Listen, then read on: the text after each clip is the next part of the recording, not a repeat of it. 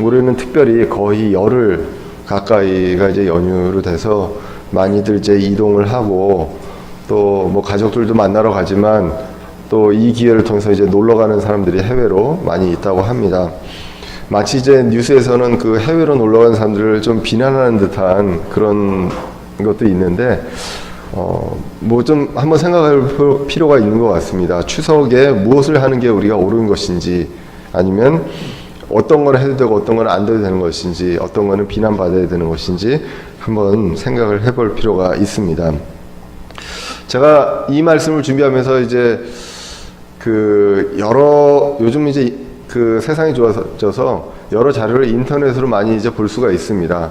단지 이제 가짜나 이제 좀 신빙성이 떨어지는 게 있을 수 있기 때문에 여러 어떤 출처를 찾아서 좀 비교해서 보기는 하는데, 보면은 공통적으로 이제 추석 때 나오는 이야기들이 있습니다.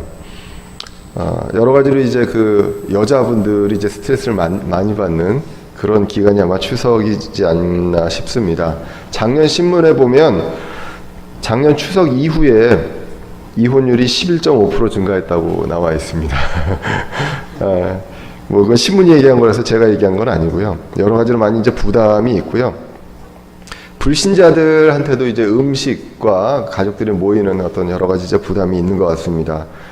불신자들은 이제 가족과 뭐 제사 준비에 대한 부담이 있고, 또 믿는 가정들도 그 온전히 다 이제 그 가족과 형제들이 다 믿지 않는 경우에 여러 가지 이제 갈등이 있는 소지가 되는 이런 기간이 그런 것 같습니다. 또 이제 믿는 가정은 보통 이제 추도 예배를 드리게 됩니다. 각 교회에서 보면, 저희 어머니 이제 그러니까 출석하시는 교회에서도 보면 추도 예배 순서지를 이번 주 정도에 나눠줍니다. 요렇게 이제 해라라고 이제 나눠주기도 하고, 그렇게 합니다. 그래서 이게 어디까지가 성경적인지, 어디까지가 그냥 어떤 우리가 만들어낸 전통인지 사실 좀 따져보지 않으면 알기가 어려운 시대인 것 같습니다. 그래서 이제 우리나라의 어떤 미풍양속, 전통, 우리 조상부터 그 지내왔던 그런 전통과, 그리고 어떤 교회 문화, 이런 것들의 어떤 그 괴리가 있고, 거기에서 이제 한번 절충도 해보고 이런 일들이 생기는데, 그 최근에 제가 이제 알게 된 거는 우리의 전통이라고 생각했던 것들이 사실은 시작된 지 한 30-40년밖에 안 된 그러한 것들이 굉장히 많다. 특별히 이제 해방 이후에, 남북전쟁 이후에, 6.25 사변 이후에 일어났던 그 이후에 만들어진 전통이 우리가 조선시대 때부터 있었던 전통으로 알고 있는 것들이 굉장히 많다라는 것을 알게 됩니다. 최근에 이제 막 컬럼니스트라는 사람이 이제 방송에서 여러 번 나오는데요. 작년에 쓴 신문에 이렇게 난 기사가 우연히 있더라고요. 이번에 이제 추석에 대해서 이렇게 찾아보다 보니까 나와 있는데, 이 추석 때 우리가 차례상을 만들지 않습니까? 이 차례상은 유교의 전통이 아니랍니다. 이 사람은 불신자인 것 같아요. 불신자라서 뭐 기독교에 대한 내용을 하는 건 아닌데, 유교 전통이 아니랍니다. 그래서 음식의 종류와 예식 이런 것들이 원래는 정해져 있지 않았고요. 그냥 그때 철에 맞게 음식을 한 거랍니다. 우리가 추석하면 보름달이 뜨지 않습니까? 사실 근데 보름달은 추석 때만 뜨는 게 아니라 매달 뜹니다. 그럼 보면 우리나라 그 명절은 보면 매달 보름달 뜰 때 명절이 있답니다. 그러면 그때에 맞춰서 그냥 그때 제철의 음식을 먹는 거였는데, 어느 때부턴가 이제 추석이 커지고, 사실은 단오가 더 컸다고 하더라고요. 근데 추석이 커지면서 거기에서 이제 차례를 굉장히 이제 화려하게 이제 하게 되면서 이제 나온 것들이 여러 가지 원래 근본에도 없던 의식들이 나오게 됩니다.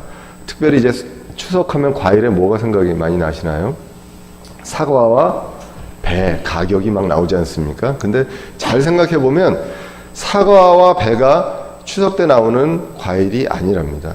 근데 그거를 추석 때 맞추어서 내느라고 여러 가지로 이제 키우기도 하고 뭐 막 이렇게 해서 이제 품종이 나오기도 했다고 합니다. 쌀도 마찬가지고요. 우리가 사실 추석은 음력으로 8월 15일이잖아요. 이때 나오는 게 이제 쌀이 아닌 거죠. 그래서 햅쌀 이런 것들을 가지고서 이제 쪄가지고 만드는 음식이 이제 송편이고요. 이제 그렇게 많이 바뀌어졌는데, 이게 바뀌게 된 것은 유래를 찾아보면 1950년 이후 한국전쟁 이후에 가정의례 준칙, 우리 학교에서 많이 배웠죠. 가정의례 준칙. 그거를 제정하면서 이렇게 된 것이고, 사실은 추석이 지금은 뭐 추수를 다 해가지고 조상한테 감사하는 뭐 이런 거잖아요. 사실은 근데 추석은 그런 의미가 아니라 그냥 노는 의미였는데, 이게 이제 서양에서 우리 기독교 문화가 들어오면서 추수감사절 하고 같이 들어오면서 우리도 문화 중에 추수감사절과 같은 비슷한 것이 있지 않을까라는 생각에 추석이 이제 만들어졌다. 이런 내용들이 이제 그 신문에 나오는 것을 볼 수 있습니다. 그래서 원래 추석은요, 차례를 지내고 뭐 조상한테 뭐 이런 게 아니라 밤늦게까지 노는 날이랍니다. 왜냐하면 예전에는 전기가 없었기 때문에 깜깜해지면 나갈 수가 없잖아요. 근데 보름달이 뜨면 밝기 때문에 그때는 밤늦게까지 축제처럼 노는 날이었다고 합니다. 그런데 이게 이제 어느 순간부터인가, 조선시대도 아니고요, 근대적으로 들어오면서 이게 이제 그 여성분들한테 스트레스가 되는 그런 날로 이제 바뀌게 됐고, 이게 시간이 지나면 지날수록 굉장히 더 과도한 스트레스가 되는 것 같습니다. 왜냐하면 구정과 그러니까 설날과 추석 이후에 이혼율이 증가하는 걸 보면 그런 것 같습니다. 그 외에 이제 제가 이 말씀을 드리는 이유는, 우리가 이제 그 교회에 우리 예수님 믿는 사람들은 추석에 별 큰 이제 의미를 두지 않습니다. 원래 크리스찬들은. 그런데 이런 것들이 우리나라의 어떤 전통과 그 충돌을 해서 마치 크리스찬들이 근본도 없는, 전통을 파괴하는 뭐 이런 쪽으로 이제 비춰지는데, 사실 그 전통이라고 하는 것이 별로 그렇게 우리 조선시대부터 이루어졌던 그런 전통도 아니더라라는 것입니다. 그런데 하여튼 그거와 같이 절충하기 위해서 추석 때는 추도 예배라는 것을 이제 드리게 됩니다. 이 추도 예배에 대한 역사도 제가 좀 찾아봤습니다. 근데 공통적으로 한 서너 군데를 이렇게 찾아보고 이제 교회 여러 가지 찾아봤는데, 이 추도 예배에 대한 어떤 비판적인 내용들이 우리 독립교회보다도요, 그냥 기존 교단 교회의 젊은 목회자들이나 신학자들이 이런 것들에 대해서 많이 비판을 하는 글들이 많이 있습니다. 그러니까 장로교나 뭐 성결교나 이런 그 큰 교회에 있는 분들이 그렇습니다. 그런데 역사가 어떻게 되냐면요, 추도 예배는 해외에는 없습니다. 해외에는 없고 우리나라에만 있는데, 추도 예배는 처음에 이제 1897년에 이제 그 아펜젤러 선교사가 발행하던 그 잡지가 있었는데, 조선 그리스도인 화보에 나와 있는 것을 보면 정동 감리교회 교인 중에 이무영이라는 분이 있었다고 합니다. 정삼품 정도 된다고 하는데요.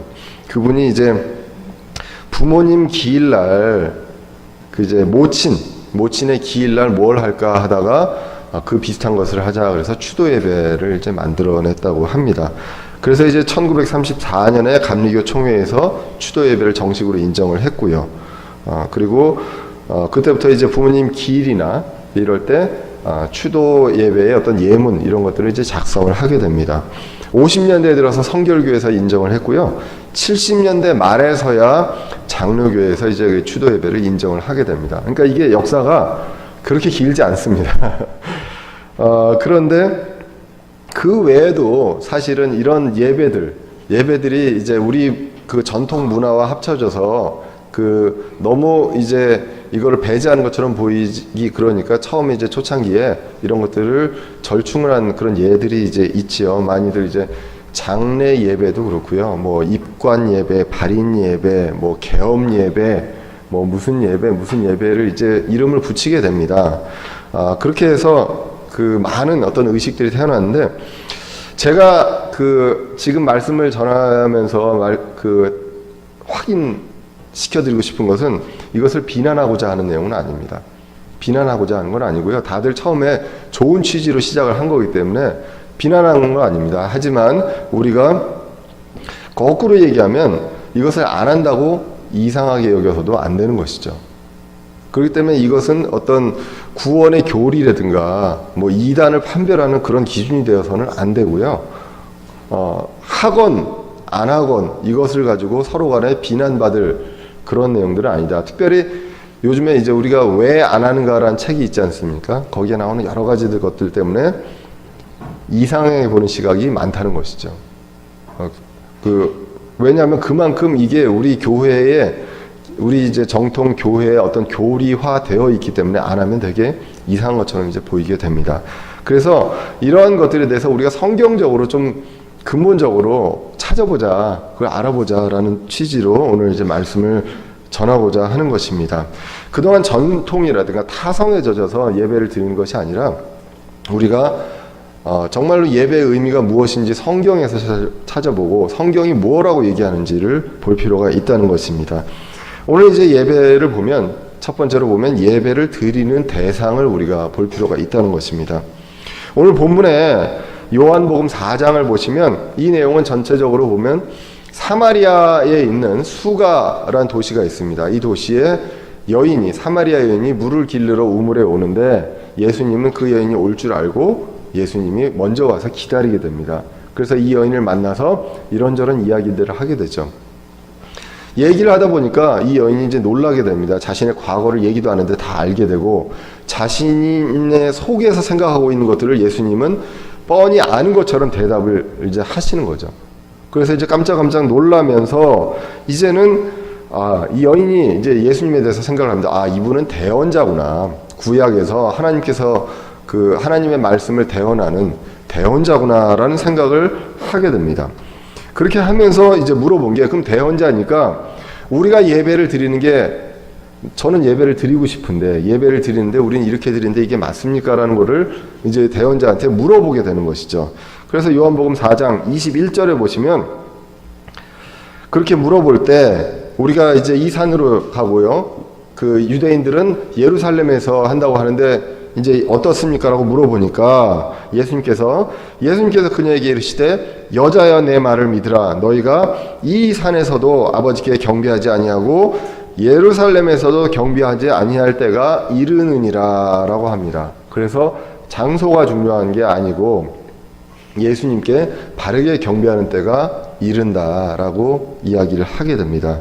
장소가 중요한 게 아닙니다. 근데 이 여인은 예배를 드리고 싶어 합니다. 정말로 바르게 예배를 드리고 싶어 합니다.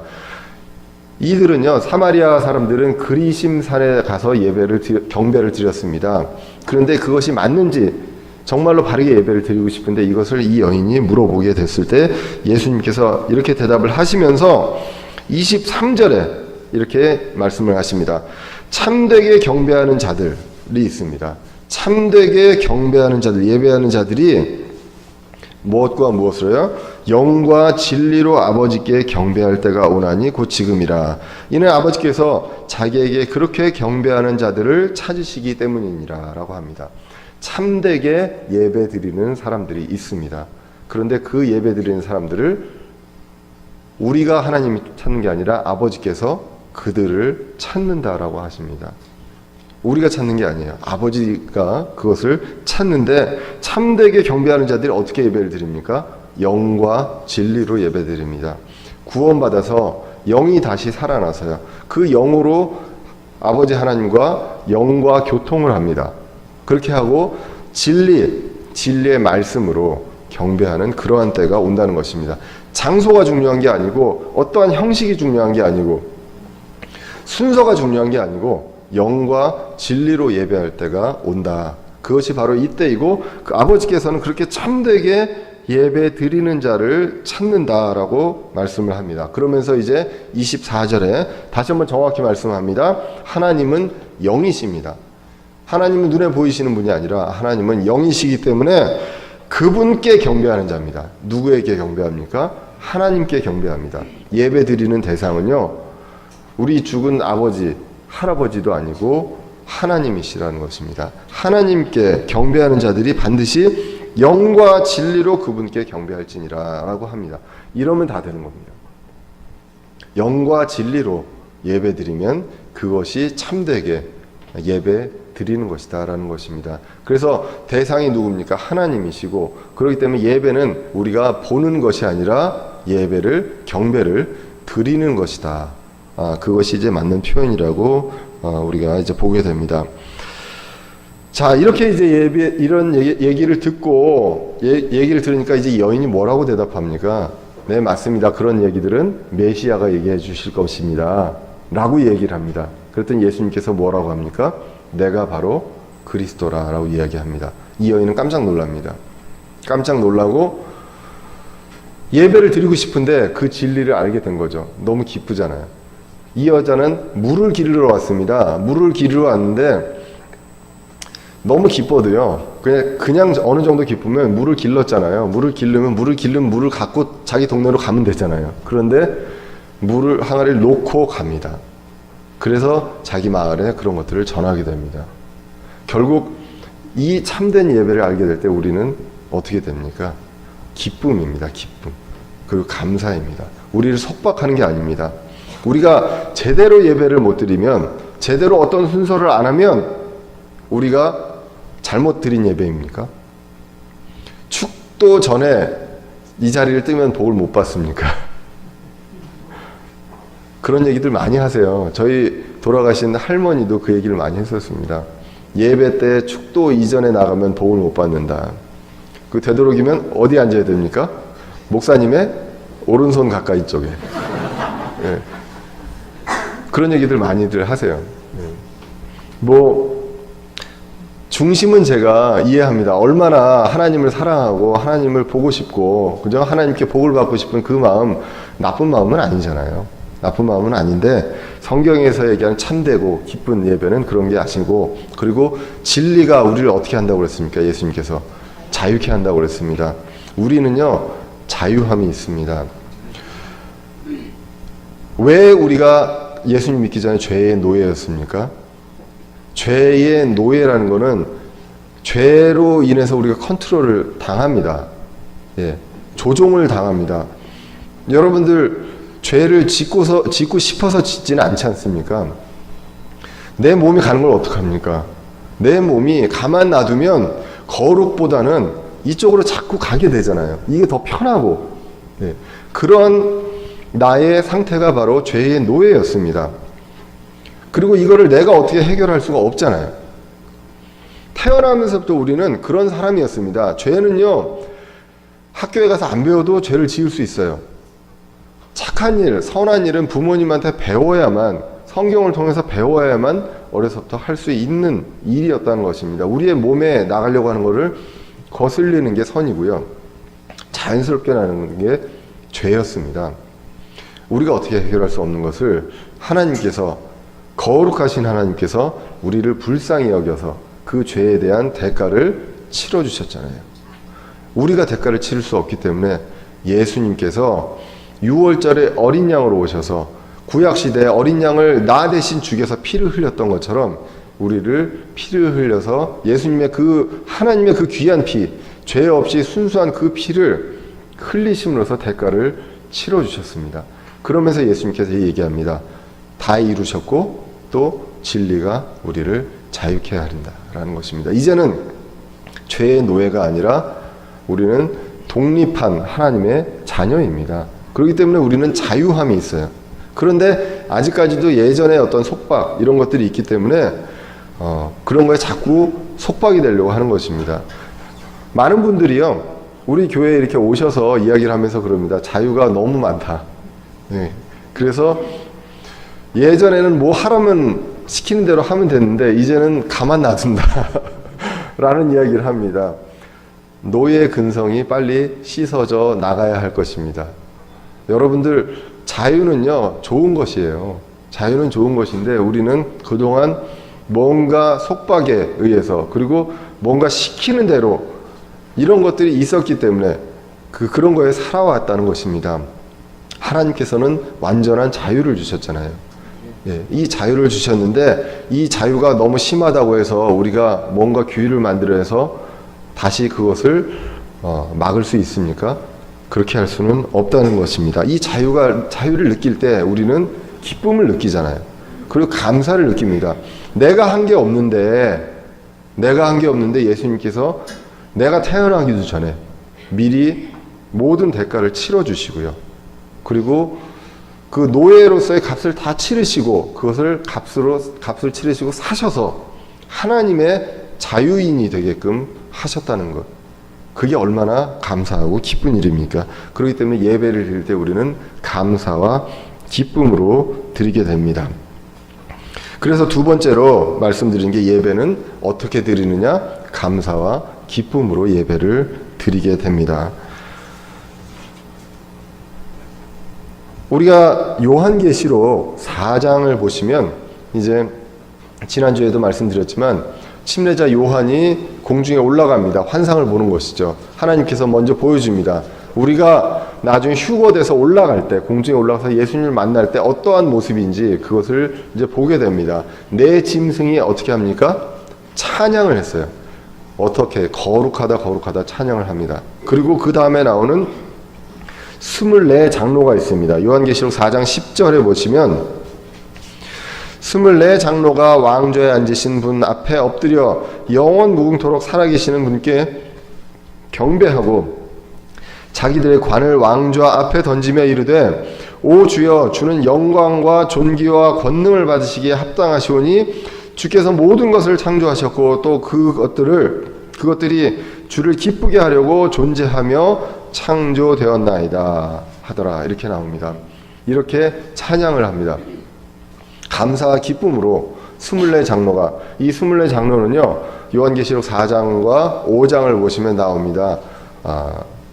이제 신약시대, 교회시대의 성도임을 알 수가 있습니다. 그래서 이 성도들이 자신들이 한 일을 가지고 보상을 받은 그 관을 하나님께 던집니다. 던지면서 찬양을 합니다. 찬양을 하고 또 주께서 그 감사의 내용을 얘기하면서 주께서 모든 것을 창조하셨고 이 창조는 주를 기쁘게 하기 위해서 존재한다. 그래서 주님을 기쁘게 하기 위해서 우리는 기쁨과 감사로 찬양을 하게 됩니다. 저 부모와 자식 간의 이야기를 많이 합니다. 저도 많이 하지만 자식이 슬프면 부모도 슬플 수밖에 없지 않습니까? 자식이 기쁘면 부모도 기쁩니다. 우리는 그 자유함, 주님이 주신 그 자유함을 감사와 기쁨으로 누릴 때 하나님은 그 기뻐하시고 그리고 우리 창조의 그 목적을 하나님께서 이제 아시기 때문에 그것으로 이제 하나님께서 기뻐하신다는 것, 이것을 이야기합니다. 그래서 그 외의 의식이 없습니다. 구약에는 많은 의식이 있었습니다. 구약에 많은 의식이 있었지만 그것은 예수님 오시기 전에 예수님의 어떤 그림자로서 예수님을 생각하기 위해서 했던 여러 가지 의식들이 있었던 것입니다. 이제 신약에 와서는 예수님께서 오늘 말씀하셨습니다. 참되게 경배하는 자는 장소가 중요한 것이 아니다. 영과 진리로 경배한다라고 분명하게 이야기를 합니다. 그러므로 우리는 예배 드릴 때 감사와 기쁨으로 영과 진리로 영으로 찬양하고요.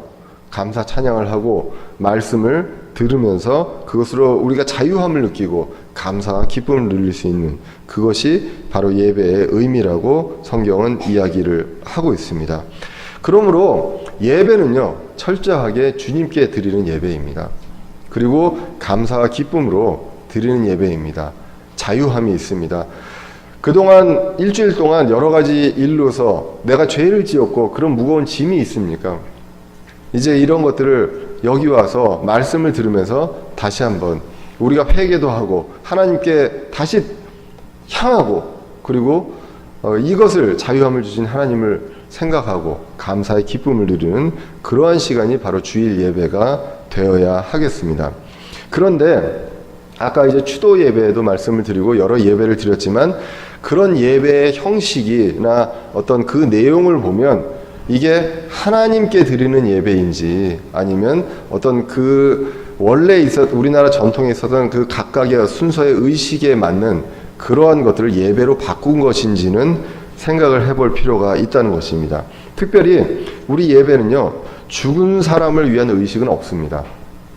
우리가 부모님이든 조상이든 죽은 사람에 대한 의식은 없고요. 성경에서는 사람이 죽으면 어떻게 됩니까? 영과 혼이 바로 이 땅을 떠나서 이동을 하게 됩니다. 하나님 곁으로 가거나 아니면 지옥으로 가거나 이 땅에 떠도는 그러한 존재가 없습니다. 그렇기 때문에 우리는 이 땅에 떠도는 존재가 없기 때문에 조상이 우리 아버지가 어느 기간 동안에 돌아가시고 나서 여기에 있다. 그럼 당연히 기도를 하고 뭔가 제사를 지내고 이렇게 할 수 있겠죠. 그렇지만 우리가 성경적으로 보면 그런 경우가 아니다라는 것입니다. 그렇기 때문에 우리는 이 결과를 예배를 드림으로써 바꿀 수도 없고요. 그리고 슬퍼한다고, 기뻐한다고 지금 하나님 곁에 계신 분 또는 지옥에 가 계신 분이 달라질 수 없다는 것, 그것을 우리는 분명히 알게 됩니다. 예수님께서 누가복음에서 제자를 부르실 때 제자가 저 아버지 장사 지내고 가겠습니다 라고 했더니 뭐라고 말씀하십니까? 죽은 자들이 장사 지내게 하고 너는 나를 따르라 라고 이야기를 이제 하게 되는 것을 보게 됩니다. 고린도전서 10장 20절에 보면 이렇게 나옵니다. 그러나 내가 말하건대 이방인들은 자기들이 희생물로 드리는 것을 하나님께 희생물로 드리지 아니하고 마귀들에게 드리나니 나는 너희가 마귀들과 교제하는 것을 원치 아니하노라. 이방인들은 하나님께 드리는 것이 아니라 마귀에게 드리는 것입니다. 너희가 주의 잔과 마귀들의 잔을 겸하여 마실 수 없으며 주의 상과 마귀들의 상에 겸하여 참여하는 자가 될 수 없느니라.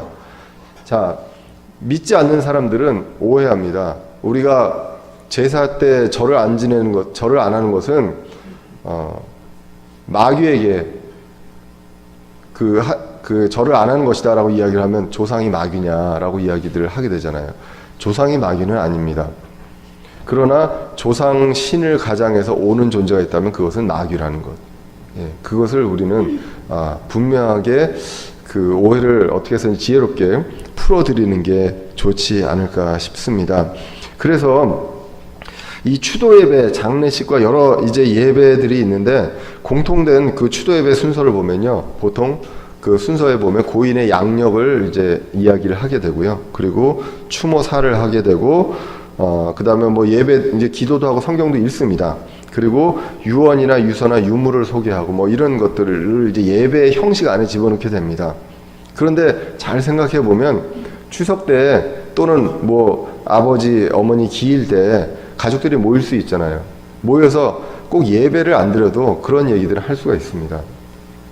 예배를 드려야만 우리가 뭐가 돼야 되느냐, 그런 것들은 아니라는 것이죠. 예배 안 드리고 음식 같이 먹고 아버님이 살아계셨을 때 이랬다, 어머님이 살아계실 때 이랬고 그래서 이런 좋은 얘기들을 하셨다, 이런 얘기들은 굳이 예배가 아니더라도 할 수가 있다는 얘기입니다. 그러니까 이러한 것들에 대해서 우리가 성경에서 어떻게 생각하는지 생각해 볼 필요가 있습니다. 추도 예배나 이런 어떤 여러 가지 의식의 예배들이요, 나름대로 의미가 있다고 생각을 합니다.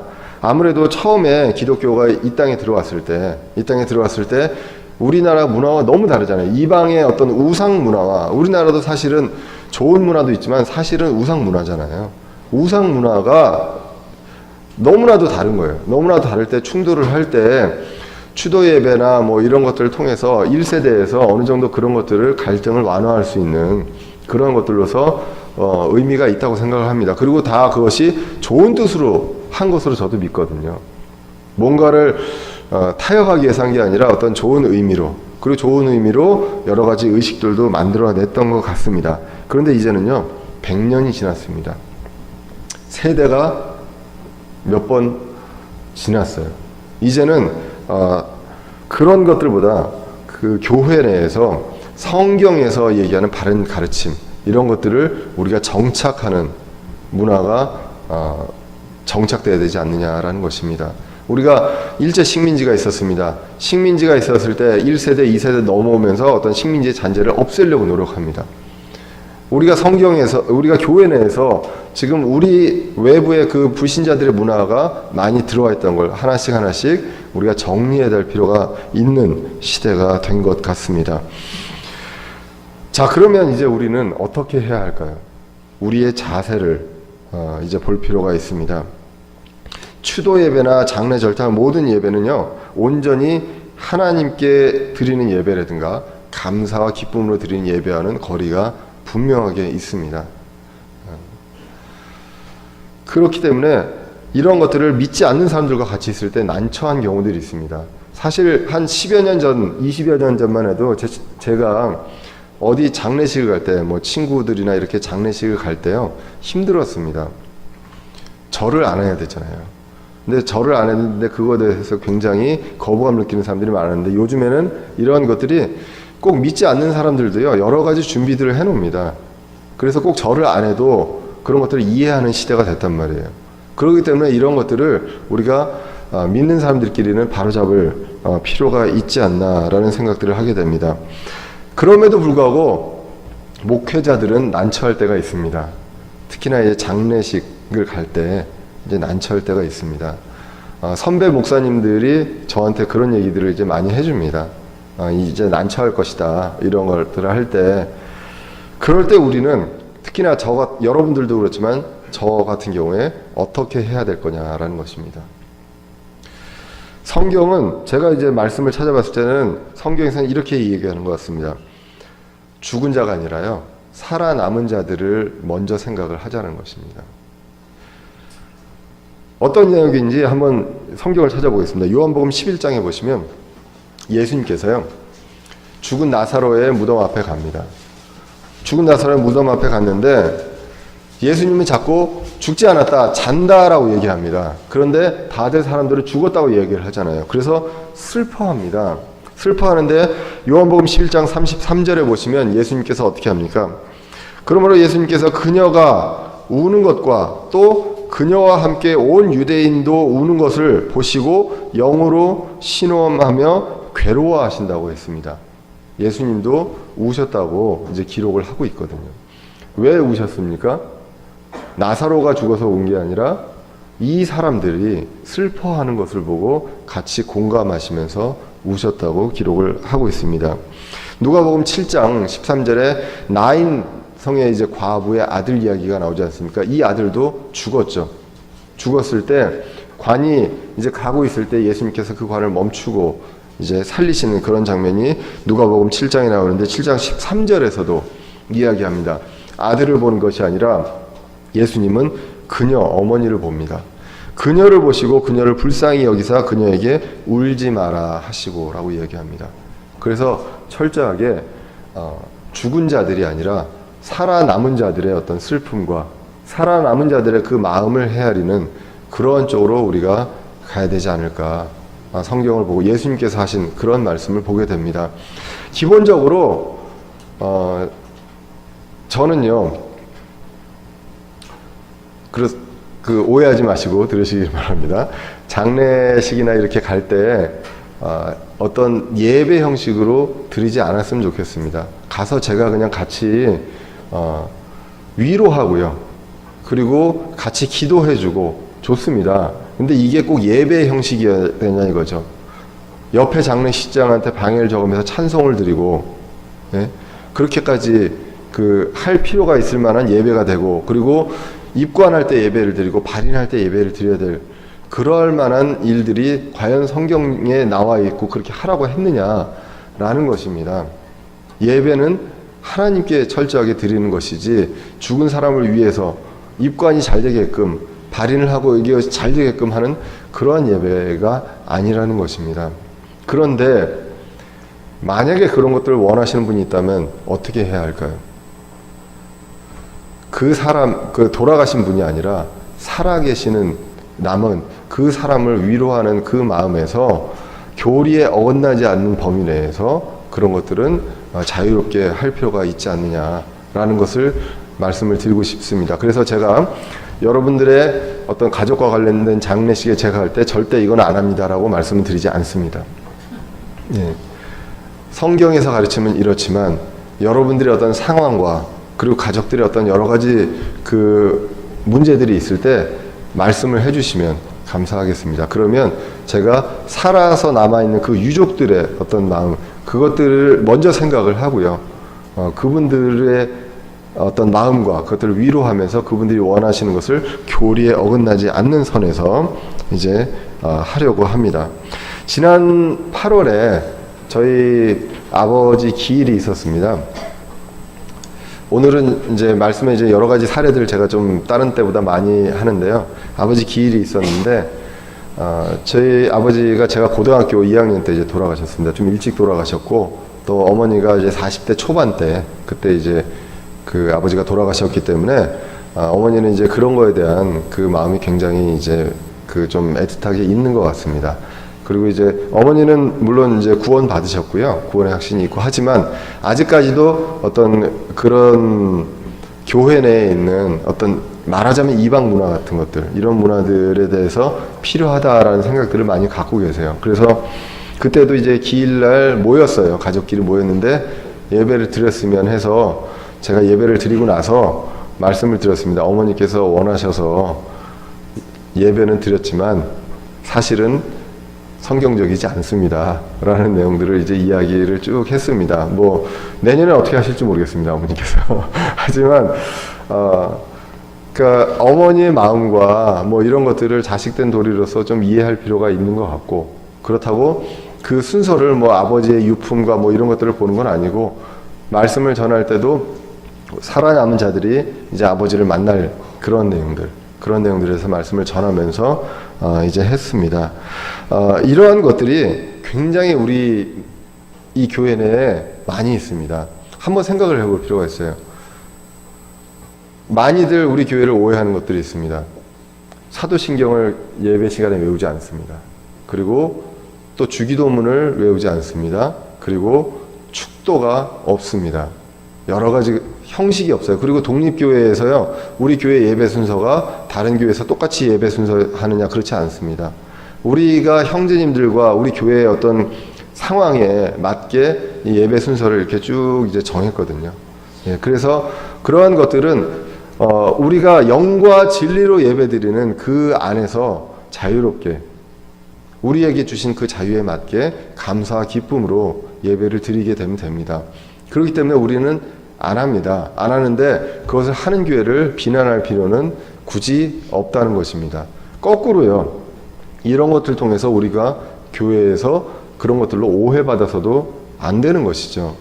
사실은 이러한 것들은요, 이런 이슈들은요, 지금 우리 독립교회만 있는 것이 아니라 여러 지금 기성교회에서도 아까도 말씀드렸지만 젊은 그 목회자들이 이런 얘기들을 많이 하고 있어요. 제가 예전에 그 장로교회 다닐 때도 한국에서 한 20년 전에 이 교리를 알고 목사님한테 꼬치꼬치 물어본 적이 있었습니다. 그 장로교회 목사님한테 주기도문을 왜 외우나요? 그리고 예배 시간에 사도신경을 왜 하나요? 축도를 왜 하나요? 이런 내용들을 이제 많이 물어봤었거든요. 그런데 공통적으로 성경에서 이것을 하라는 내용은 없습니다라고 이야기를 그때 그 목사님도 하시더라고요. 그리고 사도신경도 그 장로교회 목사님이었는데 사도신경도 문제가 많이 있는 거 인정합니다 라고 이야기를 합니다. 그래서 제가 그런데 그걸 왜 합니까? 라고 물어보니까 대답이 놀랍습니다. 그때 그분이 정확하게 이렇게 얘기하셨어요. 혹시나 우리 교회를 방문하는 다른 교회 다니시다가 우리 교회를 방문하시는 분이 우리 교회 와보고 사도의 신경을 안 외우면 이단으로 오해할 수가 있다는 거예요. 그러니까 교회의 어떤 교단에서 이런 것들을 정해놓고 그렇게 할 수 있다는 것입니다. 우리가 무언가를 안 하려고 할 때 저는 비난하고 싶지는 않아요. 안 하는 것들에 대해서 하는 교회들을. 그러나 그것을 안 한다고 해가지고 오해받아서는 안 된다는 것. 그런데 우리가 좋은 취지로요, 뭔가 하나의 예배 순서를 뭘 만들잖아요. 이게 세대가 지나가면서 이게 의식이 됩니다. 그럼 그 의식이 되면요, 의식을 안 하게 되면 이상하게 되는, 이상한 교회가 되는 그런 게 됩니다. 그럴 때 우리는 뭘 봐야 됩니까? 성경이 뭐라고 얘기하는 걸 봐야 되겠죠. 이스라엘 문화에도 없고요, 다른 외국의 교회 문화에도 없는 문화가 우리한테 있으면서 우리나라 교회에서는 그것을 안 하면 이단시하는 그러한 것들이 꽤 있다는 것입니다. 오늘 이제 예배에 대한 내용들을 간단하게 추도 예배와 함께 이런 내용들을 이야기를 합니다. 교회는요, 입법 기관이 되어서는 안 됩니다. 교회는 순종하는 공동체입니다. 네. 뭔가 좋아하는 것들도요, 우리가 만들 수는 있지만 그런 것들을 분명하게 이것은 우리가 필요에 의해서 그냥 좋은 취지로 한 것이 성경적으로 이것이 율법은 아니다라는 것을 우리가 분명히 알 필요가 있습니다. 우리 교회에 이제 믿음이 있습니다. 그런 것들에 대해서 이야기를 하고 있지만 예배는요, 특별히 오직 하나님께 예배를 드립니다. 그 외에는요, 예배란 말을 붙이지 않는 것이 오히려 더 성경적이다라는 것입니다. 그냥 추모할 수 있고요, 장례에서 기도할 수 있습니다. 그러나 이것이 예배는 아니라는 것. 그것이 이제 성경에서 얘기하는 것이고, 목회자로서요, 말씀의 원칙을 지켜야 합니다. 그러나 살아남아서 슬퍼하는 자들에게 단호함, 너 이건 잘못됐어, 이거보다는요, 그 슬픔을 같이 공감하고 위로하고 이런 것들이 먼저 되어야 되는 것이 아니냐. 예수님께서 나사로를 분명히 살리실 걸 알매도 불구하고 옆에 있는 사람들이 다 죽은 줄 알고 웁니다. 그때 오 믿음이 적은 자들이여, 너희들은 슬피 울며 지옥에서 슬피 울며 이를 갈미 있으리라, 이렇게 예수님의 말씀 안 하셨거든요. 예, 같이 우셨다는 것입니다. 그 살아있는 사람들한테. 그러한 것들처럼 우리는 믿지 않는 사람들도 그렇고요, 또 믿는 사람들 중에 믿음이 연약한 사람들이 있습니다. 이 연약한 사람들한테 정죄하는 것보다는 격려하고 우리가 그 사람들의 믿음을 끌어올리는 것, 이것이 성경에 대한 것들을 알고 또 지키려고 하는 사람들이 가져야 될 그런 덕목이 아닐까, 성경을 통해서 이제 생각을 해보게 됩니다. 믿는 가정은요, 이 추석을 즐기는 문화가 되었으면 좋겠습니다. 감사하고, 얼마나 연휴가 깁니까? 얼마나 좋아요. 가족끼리 같이 모여서 놀러도 가고 또 뭐 즐거운 일들도 하고, 그렇게 하면 이제 되게 풍성하고 서로 스트레스 받지 않는 그런 문화가 될 것입니다. 그리고 그 가정에서 우리는 믿지만 믿지 않는 가정들과 그런 같이 모여야 될 그럴 때는 주님 주시는 지혜를 구해 주시기 바랍니다. 어떠한 사례는 이렇게 해라, 이런 사례는 저렇게 해라라는 것은 답이 없습니다. 내가 이렇게 해서 성공했기 때문에 여러분들도 이렇게 하면 성공할 것입니다. 그렇지 않잖아요. 모든 상황이 다 다릅니다. 우리는 어떻습니까? 주님 주시는 지혜로 이러한 것들을 지혜롭게 극복할 수 있으리라 믿습니다. 교리에 위배되지 않는 선에서 우리가 자유함으로 그들을 위로하고 또 그들과 함께할 필요가 있다고 성경은 말씀하고 있습니다.